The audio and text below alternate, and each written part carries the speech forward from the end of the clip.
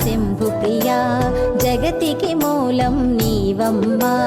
శ్రీ భువనేశ్వరి అవతారం జగమంతటికి ఆధారం హేరంబునికి మాతవుగా హరిహరాదులు సేవింప చండుని ముండుని సంహారం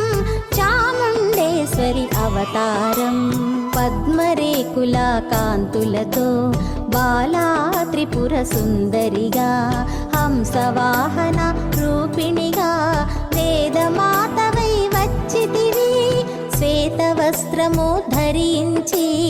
అక్షరమాలను పట్టుకొని భక్తి మార్గము చూపితివి జ్ఞాన జ్యోతిని నింపితివి.